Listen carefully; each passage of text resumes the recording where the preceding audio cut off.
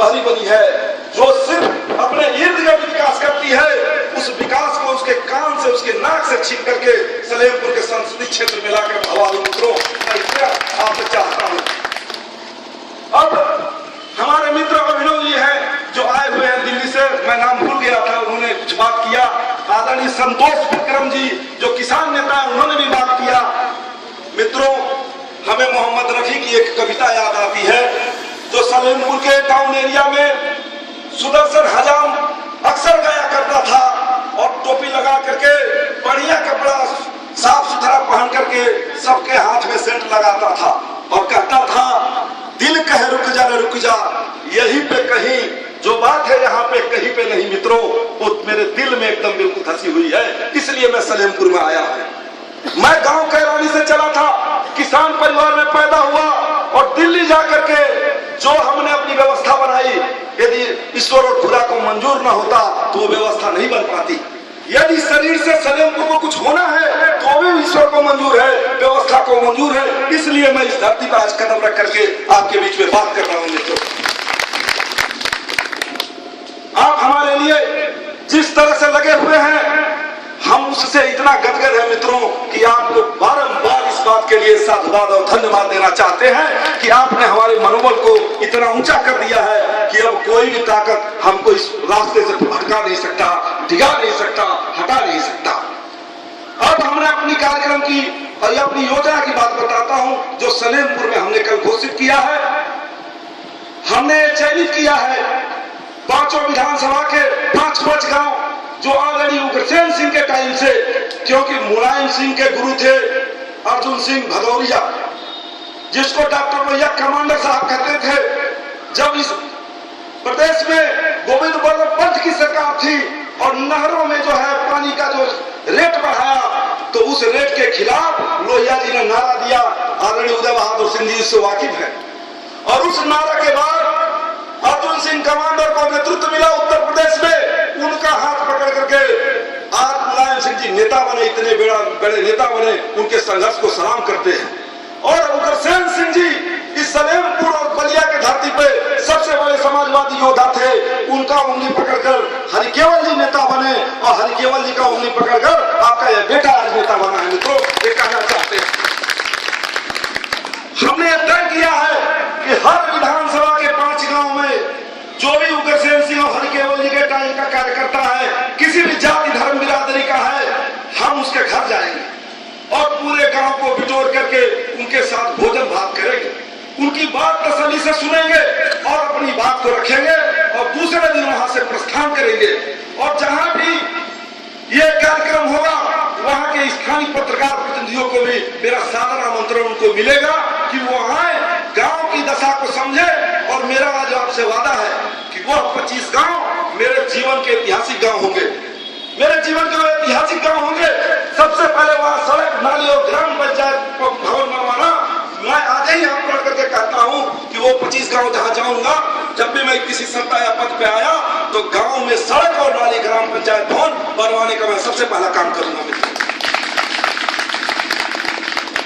आज उसके बाद हम लोहिया जी के जन्मदिन पे भी कार्यक्रम रखेंगे और टिकट यदि अनाउंस हो गया तो जन आंदोलन जनपद देवरिया और बलिया में भी खड़ा करूंगा। मित्रों, लेकिन यह तय है कि चुनाव लड़ूंगा, क्योंकि यहाँ की बदहाली, यहाँ की दुर्दशा और जनता को जो बेवकूफ बनाने की जो बात है उससे मेरा मन भर आया है। मित्रों, मेरा राजनीति में मैं जीवन भर इस बात का शपथ लिया हूं कि न जात की राजनीति करूंगा, न धर्म की राजनीति करूंगा, एक गिरते हुए को सहारा दूंगा, जिसके आंखों में आंसू है दुखियारी, उसके आंसू को पोंछ करके उसके चेहरे पे मुस्कान लाऊंगा।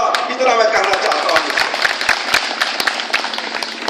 धर्म और जाति के राजनीति से आपको ऊपर उठना होगा। मित्रों, मेरा हृदय बहुत उदार है और बड़ा है और जो नौजवान है उनके बारे में भी कहना चाहता हूं कि जब भारत आजाद नहीं था, अंग्रेज इस देश में हुकूमत कर रहे थे, तो उस समय जब भारत की आबादी मात्र 30 करोड़ थी, तो भारतीय फौज की सेना जो ब्रिटिश गवर्नमेंट के अंदर थी, उसमें भी 3.5 लाख जवान कार्यरत थे।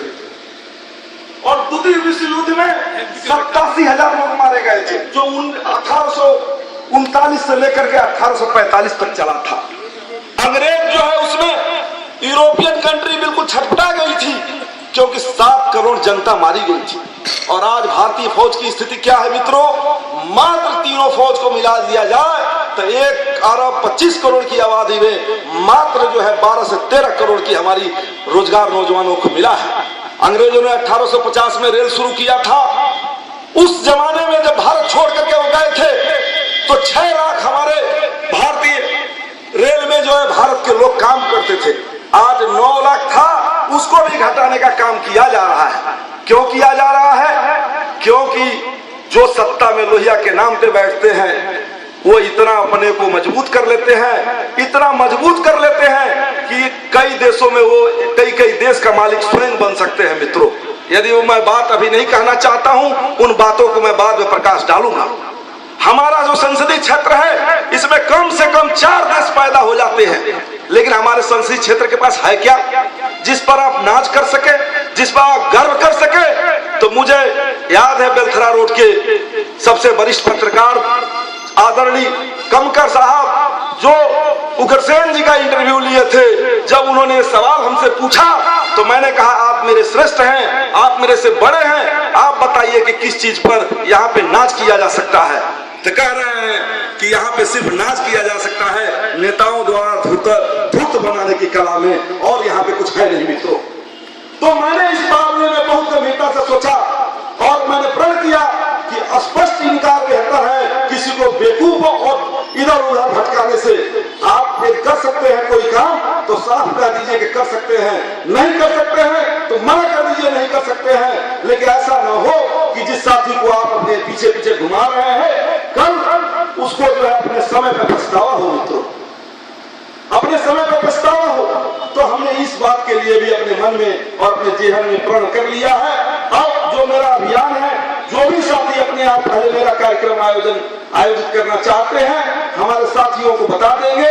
हम 29 तारीख तक हैं, 29 तारीख के बाद 3 दिन के लिए दिल्ली जाएंगे और उस पूरे अभियान का 25 दिन का कार्यक्रम का 500 लोग विधानसभा में संसदीय क्षेत्र सलीमपुर में पूर्ण करके फिर हम एक जो है जनपद बलिया में और एक जनपद देवरिया में कवियों और साहित्यकारों को लोहिया जी के जन्मदिन या अपने जन्मदिन 25 मार्च जो भी तय करते हैं बैठ करके उसमें सारे साहित्यकारों को कवियों को बुला करके उनकी बात को सुनेंगे, उनको सम्मानित करने का काम करेंगे और उस टाइम फिर से आपको बुलाएंगे और अपनी रणनीति का खुलासा करेंगे मित्रों। मैं इसलिए आज आपको आमंत्रित किया। बुराइयों की तो फेहरिस्त समाजवादियों की बहुत है, उस पर आप जाना नहीं चाहते हैं। मेरा सिर्फ एक ही मामला है, कैसे सलेमपुर विकास हो, कैसे सलेमपुर के रोजगारों नौजवानों के हाथ में रोजगार मिले, कैसे उनके चेहरे पे खुशहाली आए और आप आए। आपका हृदय से आभार प्रकट करते हैं और आपका आने के सदर साहब को धन्यवाद भी देते हैं कि इन्होंने हमारा हौसला अफजाई किया। इसी के साथ अपने कार्यक्रम को हम समाप्त